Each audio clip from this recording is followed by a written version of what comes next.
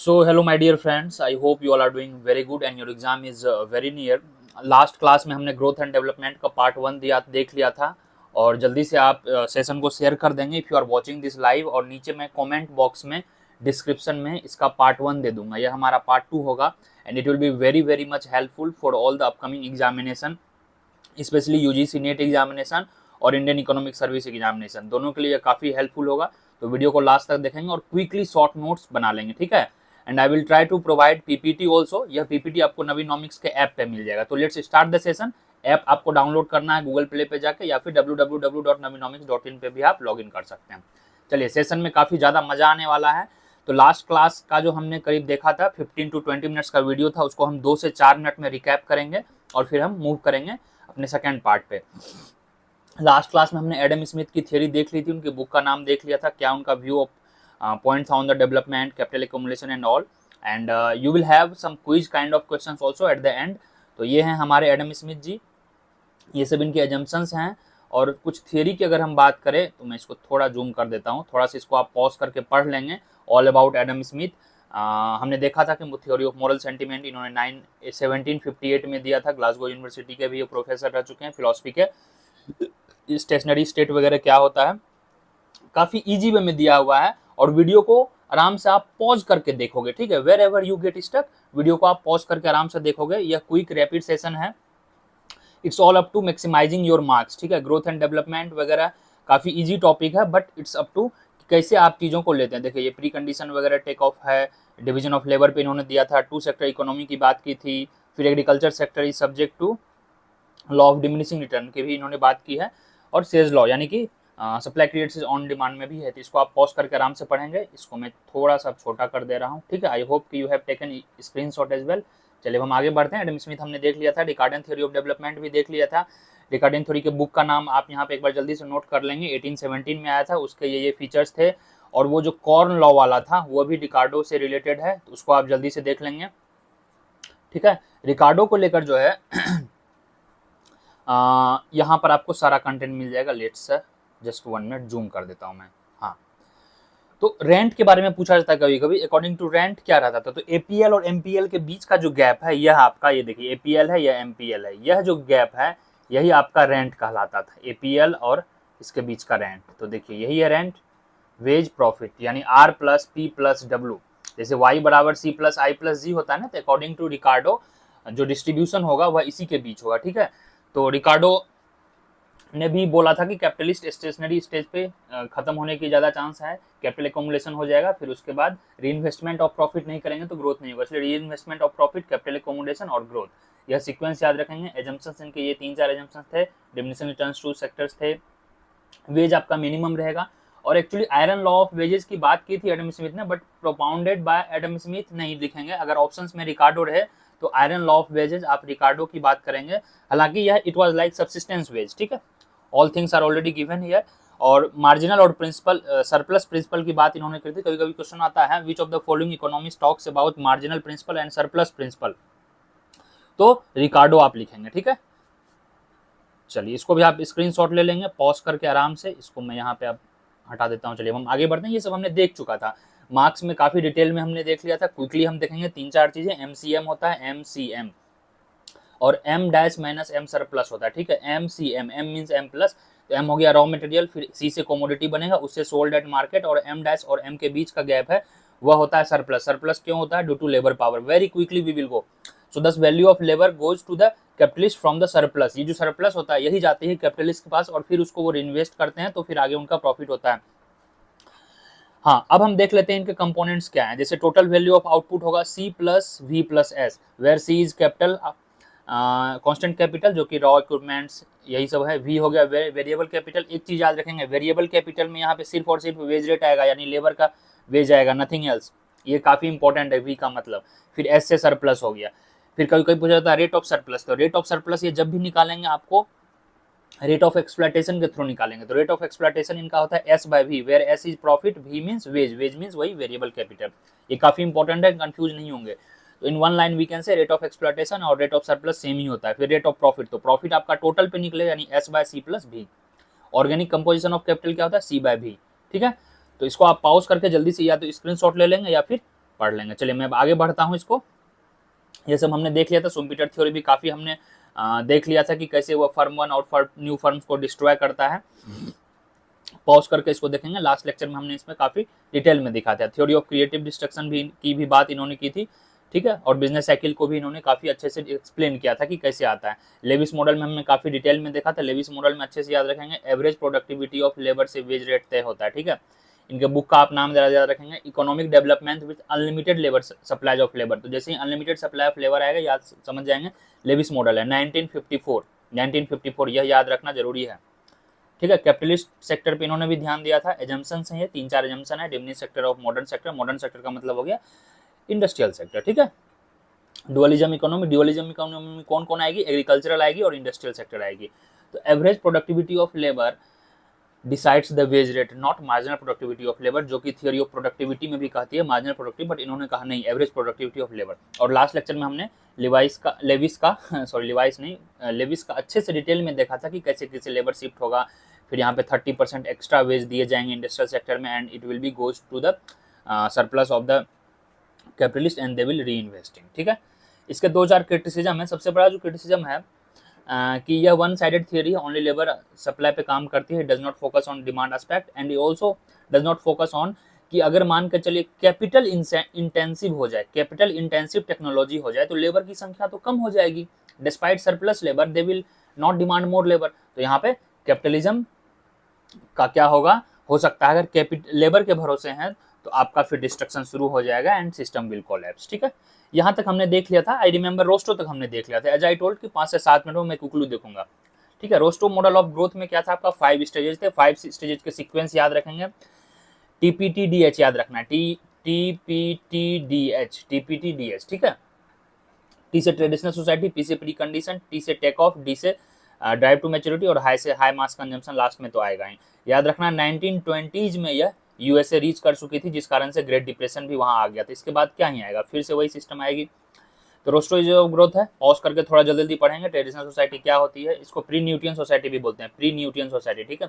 Pre condition for take off में क्या क्या है, ये चीजें होने चाहिए। कभी कभी क्वेश्चन में पूछे जाते हैं, what are the aspects for the, what are the conditions for the take off and pre cut off. और जो भी आईईएस वाले हैं उनके लिए भी ये काफी इंपॉर्टेंट है, डायरेक्ट क्वेश्चन पूछे जाते हैं, explain the Rostow stage of growth, ठीक है। चलिए, और हाँ वो थोड़ा सा देख लेंगे आप, इन्वेस्टमेंट लेवल इनका क्या क्या होना चाहिए।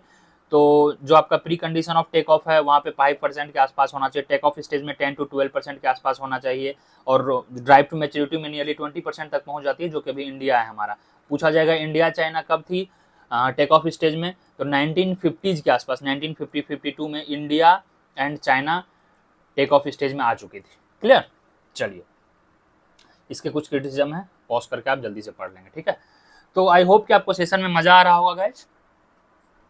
लो इक्विलिब्रियम ट्रैप, यह आज से हमारा नया टॉपिक है। काफी हम लोग चीजों को समराइज्ड वे में देखेंगे। इनसे जो क्वेश्चन पूछे जाते हैं, सबसे क्वेश्चन पूछे जाएंगे, मैच द फॉलोइंग में लो इक्विलिब्रियम ट्रैप किसने दिया था। It was given by R Nelson, यह याद रखेंगे। इनके बुक का क्या नाम था, theory of low equilibrium trap. तो लो इक्विलिब्रियम ट्रैप से आप रिलेट करोगे, ये कब बुक आई थी, 1956। Clear. It was based on Malthusian theory of population, क्योंकि हम इसमें देखेंगे पॉपुलेशन की बात हो रही है, ठीक है। तो ये इन्होंने ये बोला था कि पर कैपिटा इनकम जो है आपका, वह डिपेंड करता है पॉपुलेशन रेट पे एंड आपके जीडीपी ग्रोथ पे। हायर जीडीपी ग्रोथ होगा तो पर कैपिटा इनकम हाई होगा, हायर पॉपुलेशन ग्रोथ हो जाएगा तो पर कैपिटा इनकम सप्रेस हो जाएगी, ठीक है। So which was near to Malthusian theory of population में। जल्दी से आप कमेंट करेंगे कि माल्थीसियन थ्योरी ने पॉपुलेशन कंट्रोल का 2 मेथड दिया था। Can you remember 2 methods? 2 methods उन्होंने दिया था, ठीक है।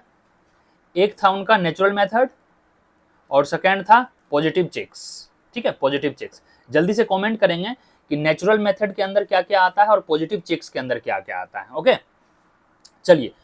तो लो इक्विलिब्रियम ट्रैप हम देख रहे हैं। लो इक्विलिब्रियम ट्रैप में क्या होता है कि low per capita income will tend to situation of slack in the under development. तो ये स्लैक क्या होता है, स्लैक मतलब ये हुआ बेसिकली जो इकोनॉमिक डेवलपमेंट वहां डिपेंड करती है, कोई भी under developed economy, capital stock, technology and population.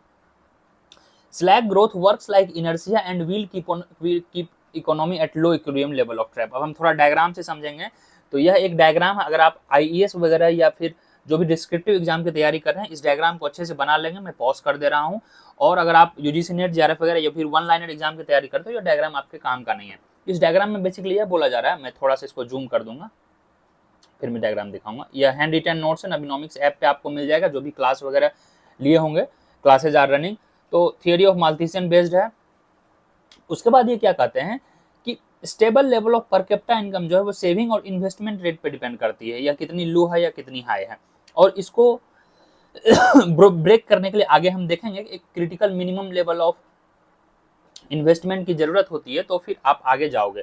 चलिए हम इस डायग्राम को समझने की कोशिश करते हैं।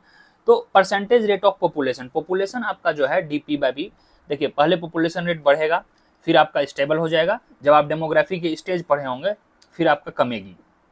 But per capita investment usually क्या होता है, आपका बढ़ते जाता है। तो आपको किस लेवल पे इक्विलिब्रियम चाहिए, यहाँ पे देखिए this one is your D Y by Y. जैसा कि हमने देखा डी वाई बाई का वाई का मतलब हो गया आपका इनकम रेट, और ये है आपका DP by P, that is population rate. तो इस स्टेज में, सेकेंड स्टेज में आपका देखिए ज़्यादा है, और इस स्टेज में देखिए क्या है, पॉपुलेशन ज़्यादा हो गया तो यह सप्रेस कर देता है इसको, ठीक है। So it was the low equilibrium of trap. तो आप एक ट्रैप से दूसरे ट्रैप में फंस गए। यहाँ पर आपका पॉपुलेशन ज़्यादा था, यहाँ पे आपका इनकम लेवल ज़्यादा हो गया, और फिर यहाँ पे पॉपुलेशन लेवल ज़्यादा हो गया। तो लो इक्विलिब्रियम ट्रैप के मेन 2-3 रीजन है।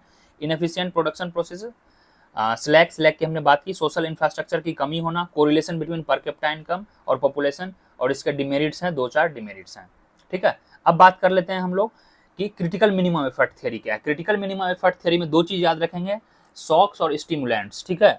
क्रिटिकल मिनिमम एफर्ट थ्योरी किसने दिया था, it was given by Harvey Leibenstein, इसके बुक का नाम था। तो economic backwardness and economic growth. देखिए एक चीज मैं टिप्स बता रहा हूँ, जितने भी बुक्स वगैरह या जो भी इस तरह के थियरी आए हैं 1950s के आसपास आए हैं, कोई 56 है, कोई 57 है, तो इस तरह से आप हड़बड़ाओगे नहीं, एग्जाम में जब पूछा जाए तो 60s-70s वाले को आप अवॉइड करोगे। Very quickly keep making notes as well. तो it suggest the break the vicious circle of poverty, VCP, vicious circle of poverty को ब्रेक किया। हम आगे देखेंगे वीसीपी क्या होता है। And it was also based on Malthusian theory. तो माल्थीसियन थ्योरी से ये सब थे प्रेरित। दे टॉक्स अबाउट सॉक्स, सॉक्स का मतलब हो गया इनकम डिप्रेसिंग फैक्टर, जो इनकम को डिप्रेस करे, जैसे पॉपुलेशन हाई हो गया, लो इंफ्रास्ट्रक्चर हो गया, ठीक है। स्टिमुलेंट्स, स्टिमुलेंट्स का मतलब हो गया इनकम इंक्रीजिंग फैक्टर, जो इनकम को इंक्रीज करे, जो मोटिवेट करे इनकम बढ़ाने में। Initially in the developing process shocks is greater than the stimulant. तो एलडीसी में क्या होता है, लोअर डेवलपिंग कंट्रीज या थर्ड वर्ल्ड कंट्रीज, अभी इंडिया भी थर्ड वर्ल्ड कंट्रीज है, shocks are greater than stimulant. Mean suppose that अगर 10% सॉक्स है और 5% स्टिमुलेंट्स है, तो सॉक्स ओवर इंपावर कर जाएगा स्टिमुलेंट्स को, और इकोनॉमी क्या होगी, ओवरऑल डाउन जाएगी। But in the developed countries shocks are lesser than stimulants. Stimulants का मतलब हो गया इन्वेस्टमेंट हो गए, प्रोडक्टिव कैपेसिटीज हो गई, कैपिटल फॉर्मेशन हो गए, वह सब स्टिमुलेंट्स। देखेंगे क्या होता है। तो क्रिटिकल मिनिमम इफेक्ट थीसिस यह कहती है, stimulants in an economy depends upon attitude of the people, motivation, कितना वो इन्वेस्ट करते हैं, how they are financially active and knowledgeable, activities of the growth agent, creation of positive sum incentive. तो ये सब स्टिमुलेंट्स हैं, ठीक है। जीरो सम इंसेंटिव ऑब्वियसली है, एक शॉक होगा एक स्टिमुलेंट होगा, तो दोनों, एक नेगेटिव है एक पॉजिटिव है, और एक पॉजिटिव सम है अगर दोनों स्टिमुलेंट रही। क्रिटिकल मिनिमम थीसिस में शॉक्स देखिए क्या क्या होते हैं। तो एक इसको आप पॉज करेंगे, वही चीजें हैं, एक्सपेंडिचर कैसा है, पॉपुलेशन का कैसा है, वहाँ पे सप्लाई ऑफ लेबर है, reluctance to accept new ideas. तो इन सब कारण से आपको शॉक्स आएंगे। अगर इन सब को आप प्रीच कर रहे हो तो शॉक्स आएंगे। You have to just avoid it to get the stimulant. Stimulant का है जो इकोनॉमी को आगे बूस्ट करे, ठीक है।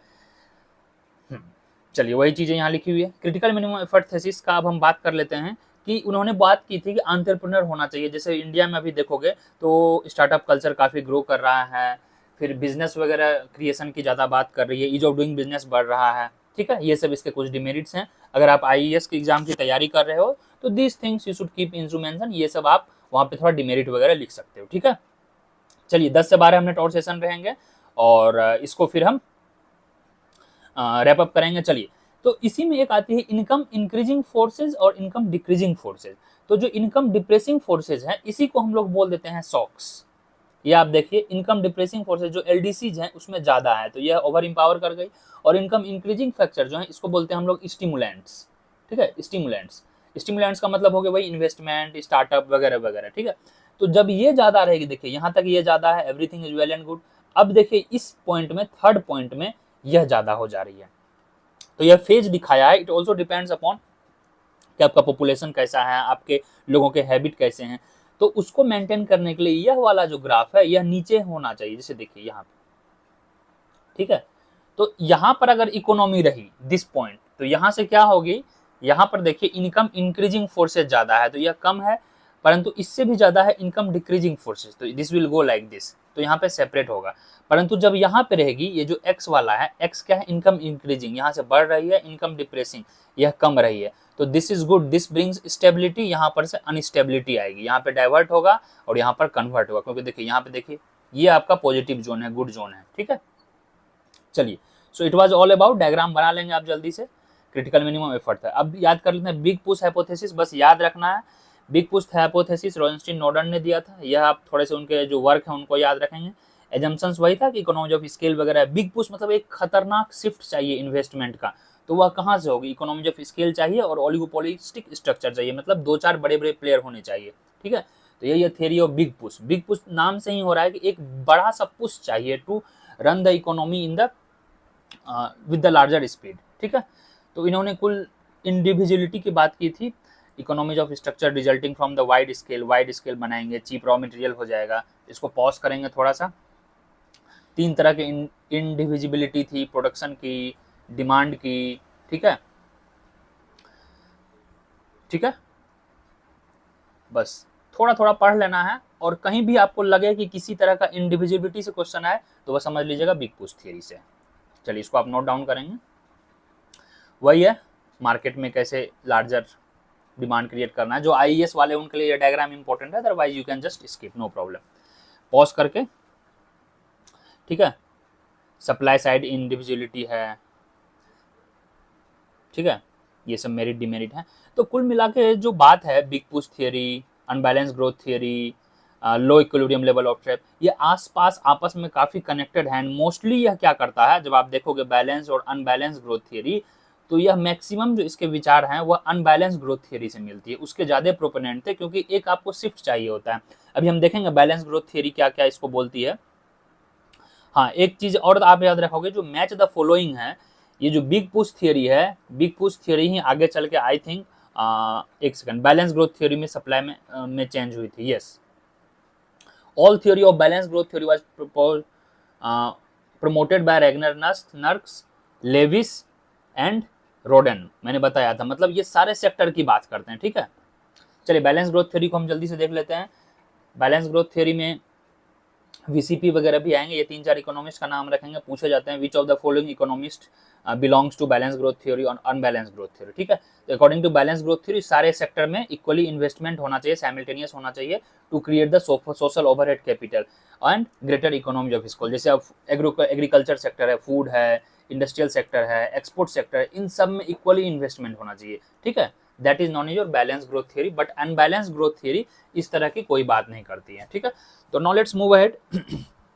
बैलेंस ग्रोथ थ्योरी में फिर विशियस सर्किल ऑफ पॉवर्टी को भी एक्सप्लेन करता है कि कैसे हम विशियस सर्किल ऑफ पॉवर्टी को तोड़ सकते हैं, सप्लाई साइड और डिमांड साइड हम देखेंगे। It was mainly given by Nurkse and Gunnar Myrdal. Gunnar Myrdal की एक फेमस बुक है, जल्दी से आप कमेंट करेंगे, ठीक है। I am taking 4 second pause, 4 second pause मैं रुक दे रहा हूँ। यह बुक आई थी 1972 में, if I am not wrong, and this book पे पीवाईक्यू में कई बार क्वेश्चंस आ चुके हैं, ठीक है। इस बुक में सॉफ्ट स्टेट को एक्सप्लेन किया गया है, एंड इट इज कंसिडर्ड कि एशियाज के जो मैक्सिमम कंट्रीज हैं like India, India is considered to be soft state. Soft state क्या होता है वो पूछ सकते हैं कभी कभी, what is soft state. Soft state का मतलब ये है जहां करप्शन और नेपोटिज्म वगैरह को प्रमोशन मिलता हो, रेंट सीकिंग ज्यादा हो, ठीक है, that is soft state. And the name of this book was the Asian drama, ठीक है, द एशियन ड्रामा। एक अमेरिकन ड्रामा नाम की भी बुक थी, चलिए उसको कमेंट करेंगे आप।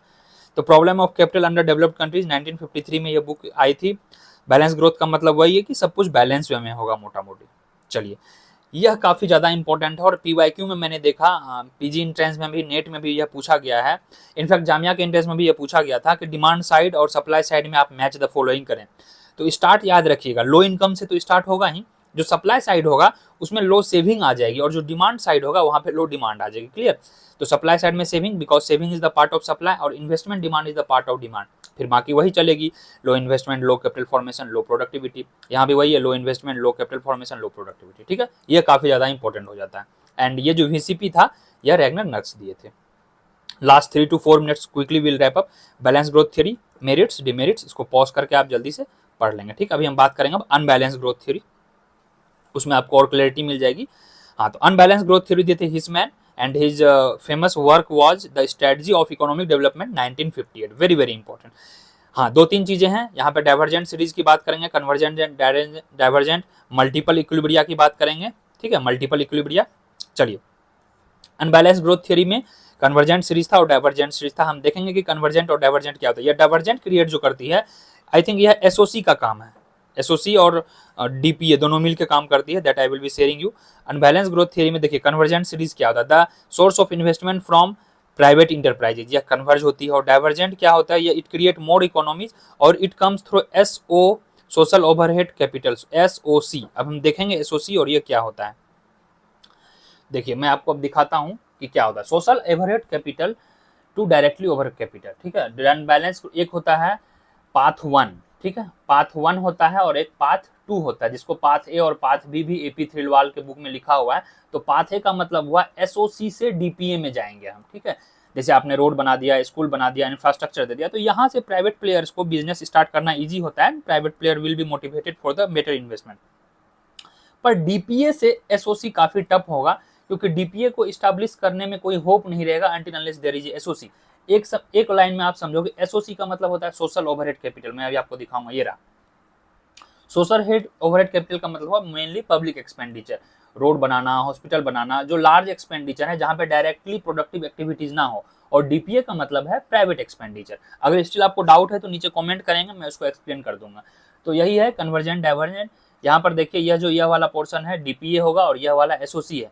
एसओसी आएगा, यह इस तरह से कुछ जाती है, देखिए ये इस तरह से जाती है और यहाँ पर ये इस तरह से जाती है। ठीक है, एम ओवरहेड कैपिटल आया, फिर यह प्रमोट करेगी डीपीए को, यहाँ से डीपीए बढ़ेगी, फिर ओवरहेड कैपिटल आएगा, फिर डीपीए बढ़ेगी, और यहाँ पे इस तरह से होता है। It is convergent and divergent series, यही है ग्राफिकल रिप्रेजेंटेशन। ठीक है, so that's all about unbalance growth theory. Unbalance growth theory में मेनली क्या होता है, डायरेक्टिव प्रोडक्टिव कैपिटल जो होता है social, these are the pressure creating investment. ठीक है, यह प्रेशर क्रिएट करती है सोशल कि आप एसओसी दो। अब मान के चलो प्राइवेट यूनिवर्सिटीज की जैसे बात कर रही हैं, तो it's up to the government who should promote SOC. It follows due to shortage of overhead capital. It is pressure creating and the productive activities have an incentive to improve the social overhead capital. अब देखिए, जब मैं बात कर रहा हूँ, जब आप हेल्थ की बात करोगे, लार्जर इंफ्रास्ट्रक्चर की बात, तो जो पब्लिक सेक्टर के हेल्थ होंगे वो बेसिकली आपको गांव घर में बनेंगे। बट जो मेगा सिटीज है वहां पर देखिए प्राइवेट प्लेयर बनाते हैं डीपीए। तो डीपीए ने वो क्या किया, वहां पर जो होता है एम्प्लॉयमेंट क्रिएशन होता है, इनकम क्रिएशन होता है। So that is the backward and forward linkage. अभी हम देखेंगे वो, अभी बैकवर्ड एंड फॉरवर्ड लिंकेज ये रहा, ये देखिए अनबैलेंस ग्रोथ थ्योरी। ठीक है, लिंकेज में क्या होता है, जल्दी से आप कमेंट करेंगे, स्टील सेक्टर। ठीक है, स्टील सेक्टर में one of the largest backward and forward linkage होता है, काफी इंपॉर्टेंट है। ठीक है, याद रखेंगे इसको, कभी कोई पूछा जाएगा विच of the following sector has the largest backward and forward linkage, तो कभी आ जाएगा आपको एजुकेशन में, स्टील में। मैं आपको प्रूफ कर दे रहा हूँ and it is verified by the economist. Steel का काम क्या है, जैसे रेलवे में देखोगे तो यह पीछे से स्टील जो है आगे से रेलवे में यूज होगी, ट्रैक में यूज होगा, स्टील इंडस्ट्री में यूज होगी, ऑन द बैक साइड इसके रॉ मटेरियल में, इसके एक्सट्रैक्शन में। तो बैकवर्ड एंड फॉरवर्ड लिंकेज है, पॉज करके बैकवर्ड एंड फॉरवर्ड लिंकेज आप पढ़ोगे जल्दी से। फॉर एग्जांपल देता हूँ, जैसे मान के चलो स्कूल बन रहा है, तो स्कूल जब आगे बनेगी तो यहाँ फॉरवर्ड लिंकेज क्या होगा, यहाँ पे रेसिडेंशियल एरिया आएंगे, यहाँ पे कुछ ग्रोसरी शॉप खुलेंगे, यहाँ पे और भी चीजें आएंगी। और जब स्कूल बनेगी तो बैकवर्ड में क्या होगा, पीछे से जो ईंट का भट्ठा होता है नील, वो खुलेगी, गिट्टी बालू सीमेंट वगैरह सरिया वगैरह उनका उत्पादन ज़्यादा होगा, लेबर विल बी हायर्ड। तो यह बैक से आएगा और आगे या पीछे जो जाएगा वो फॉरवर्ड हो गया। तो ये होता है बैकवर्ड एंड फॉरवर्ड लिंकेज। उसी चीज़ को यहाँ पे एक्सप्लेन करके लिखा हुआ है, आप इसको पढ़ सकते हैं।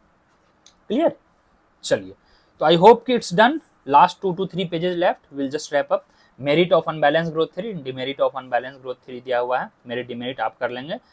हाँ, अब आपके लिए जो मैंने बताया था कि काफी क्विकली क्वेश्चन है, मैंने यहाँ पे मार्क कर दिया है 1 2 3 4 5 6। अब आपको 6 के 6 इकोनॉमिस्ट का नाम बताना है। आई विल बी एक्सप्लेनिंग 2 to 3। चलिए, यह जो बुढ़ऊ बाबा हैं बड़े बाल वाले, ये आपको ही पता है कार्ल मार्क्स है, बचपन से आप लोगों ने इसका फोटो देखा होगा।